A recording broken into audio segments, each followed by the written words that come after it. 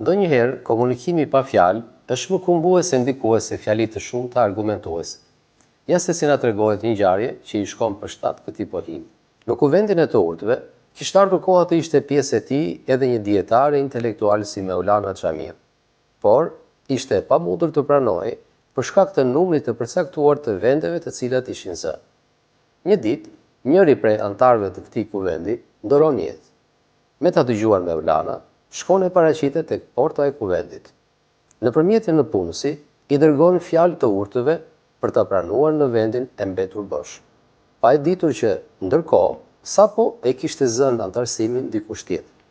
Të urtët e kuvendit u zun ngushtë pasi ja dinin vlerën dhe peshën intelektuale që kishte një njeri si Maulana. Menduan që refuzimin ta bënin me një gjest. Nëpërmjet në punësit, i dërguan Maulanës një gotë plotë për plot me ujë, duke lënë të kuptojë se nuk kishin vend mes tyre. Maulana e kuptoi mesazhin dhe nga një trëndafil aty pranë, këputi një petale dhe e vuri mbi gotën me ujë me kujdes. Më pas, e lut në punësin që ta çojë mbrapsht tek kuvendi i të urtëve.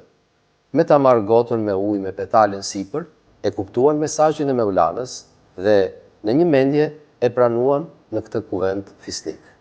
E pra, bukuria dhe qashtërsia e mendjes dhe e zemrës e shpalosur në mirësjellje është ndër komunikimet më të fuqishme e ndikuese.